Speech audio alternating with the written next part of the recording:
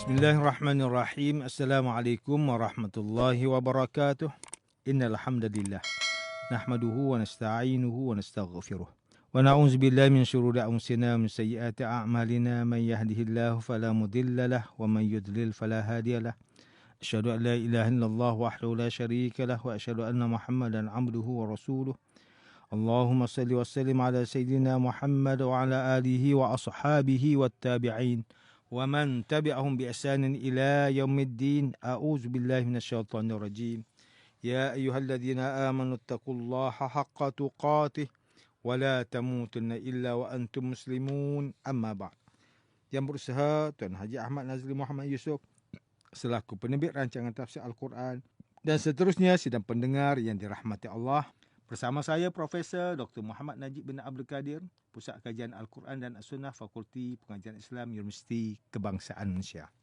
Tuan-tuan, puan-puan, para pendengar yang dimuliakan, pada hari ini kita akan menyambung kembali rancangan tafsir Al-Quran bagi siri ke-55.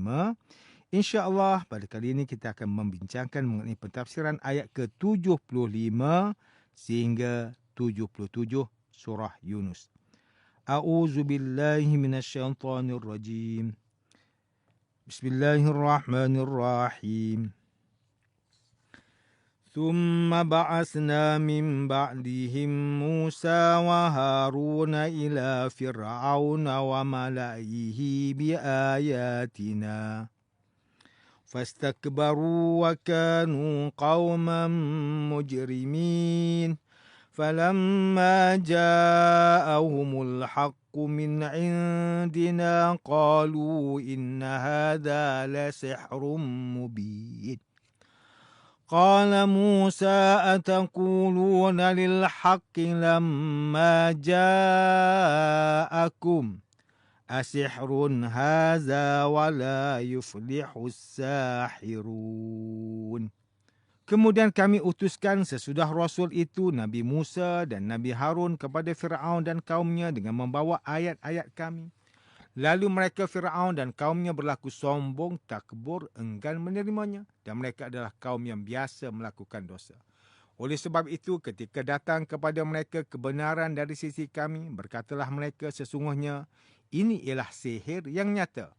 Mendengarkannya demikian, Nabi Musa bertanya, patutkah kamu berkata demikian terhadap sesuatu kebenaran ketika datangnya kepada kamu? Adakah bawaanku ini sihir? Sedang ahli sihir itu sudah tetap tidak akan berjaya.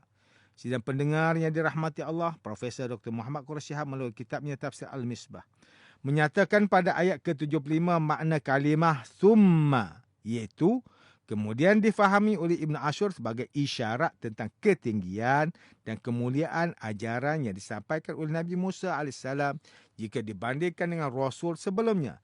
Seterusnya, makna kalimah Fir'aun adalah gelaran bagi pemerintah Mesir pada ketika itu. Sebahagian sejarawan mengatakan ia bermaksud sebagai pencipta Tuhan. Kalimah mala adalah kata akar yang berarti penuh dan yang dimaksudkan di sini ialah pemuka masyarakat. Dinamakan sedemikian kerana kewibawaan dan pengaruh mereka yang memenuhi pandangan dan penglihatan bagi sesiapa yang melihatnya.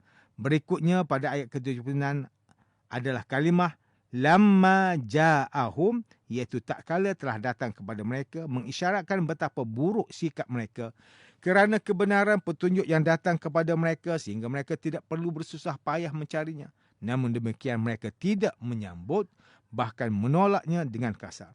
Seterusnya adalah kalimah al-haqqu, adalah adil dan bermanfaat atau lawan bagi kalimah al-batil, iaitu salah dan sesat. Ia juga digunakan untuk menunjukkan sesuatu yang mantap, tidak berlaku perubahan ataupun diragukan. Kalimah sihru adalah diambil dari kata sahar, iaitu akhir waktu malam dan awal terbitnya fajar.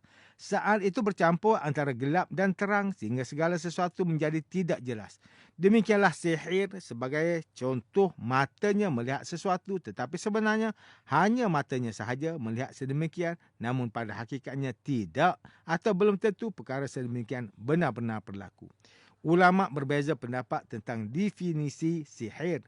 Sebahagian mengatakan ia sebagai pengetahuan yang dengannya seseorang memiliki kemampuan, kejiwaan yang dapat melahirkan hal-hal pelik dan sebab-sebab tersembunyi. Terakhir pada ayat ke-77, kalimah yuflihu adalah diambil dari kalimah al-falah. Kalimah ini mengandungi makna memperoleh tentang apa yang diharapkan atau terhindar daripada kesulitan. Sidang pendengar yang dimuliakan, Profesor Dr. Tengku Muhammad Hasbi As-Siddiqui menulis kitabnya Tafsir An-Nur mentafsirkan ayat ke-75 surah Yunus ini selepas Nabi Hud, Nabi Shu'aib dan lainnya. Kami mengutuskan Nabi Musa dan Nabi Harun kepada Fir'aun, Raja Mesir dan pemuka-pemuka kaumnya. Dalam ayat ini tidak disebut rakyat seluruhnya, tetapi hanya disebut Fir'aun dan pemuka kaumnya kerana tingkah laku orang Qibti hanya meneladani dan mengikuti apa sahaja yang dilakukan oleh para pemuka mereka. Setelah Nabi Musa datang berdakwah membawa bukti dan keterangan, maka mereka pun berkata, ini benar-benar suatu sihir yang nyata bagi semua orang yang melihatnya. Baginda bertegas bahawa apa yang kalian lihat berupa tongkat Nabi Musa yang menelan ular tukang sihir itu adalah ayat-ayat Allah yang nyata dan bukanlah sihir serta tidak mungkin daripada perbuatan sihir. Tukang sihir tidak mampu mewujudkan sihirnya dalam urusan besar kerana sihir hanyalah khayalan mata semata-mata. Mereka bertanya, apakah kamu datang untuk menjauhkan kami daripada agama yang dianuti oleh orang tua kami sehingga kedudukan pemimpin agama kami berpindah ke tangan kamu berdua. Demikian juga pemerintahan dan kebesaran dunia yang berada di Mesir. Kami sama sekali tidak mengikuti kamu dan perkara yang membuatkan kami meninggalkan ajaran agama orang tua kami. Keseluruhan ayat ini menjelaskan bagaimana Fir'aun dan kaumnya mendustakan Nabi Musa AS dan menuduh bahawa tanda-tanda kemukjizatan yang dibawa oleh Nabi Musa adalah sihir. Ayat-ayat ini juga menjelaskan sebab-sebab keingkaran mereka kepada Nabi Musa kerana takut kehilangan kedudukan dan kebesarannya. Seterusnya, Profesor Dr. Haji Abdul Malik bin Abdul Karim Amrullah atau lebih dikenali sebagai Hamka melalui kitabnya Tafsir Al-Azhar ketika mentafsirkan ayat ke-75 hingga 77 surah Yunus. Ayat ini mengisahkan tentang perjalanan dakwah Nabi Musa AS yang menghadapi cabaran daripada penguasa Mesir iaitu Fir'aun dan kaumnya. Di zaman purbakala, Fir'aun atau raja dianggap sebagai Tuhan. Dia berkuasa mutlak atau dinamakan dalam konteks politik kenegaraan sebagai despotism. Seorang raja bebas melakukan apa sahaja, sebab itulah sesiapa melawan arahan atau keputusan raja akan dibunuh untuk menjaga kedudukan raja tersebut supaya dijunjung tinggi dan titahnya dianggap sebagai kata suci. Pada penghujung ayat ke-75, Allah Subhanahu Wa Taala menyatakan mereka bersikap sombong kerana menegakkan kekuasaan dengan derhaka kepada Allah, tidak mengenal nilai-nilai keadilan dan kebenaran. Apabila datang Rasul dari Bani Israel, mereka memandang rendah, hina dan penuh kebencian. Apabila Nabi Musa menyampaikan seruan bahawa kebenaran, kewujudan Tuhan di alam ini hanyalah Allah Subhanahu Taala yang Maha Esa, yang Maha Tunggal dalam kekuasaannya. Dialog antara Nabi Musa dan Fir'aun tentang kekuasaan yang mutlak daripada Allah Subhanahu Taala dapat dilihat di dalam surah Asy-Syu'ara ayat 23 sehingga ayat ke-30. Lantaran itu Fir'aun mencemuh kenyataan yang dibuat oleh Nabi Musa dan mengungkit sewaktu kecil Fir'aun yang menjaganya dengan kehidupan yang mewah di dalam istana ibarat kacang lupakan kulit.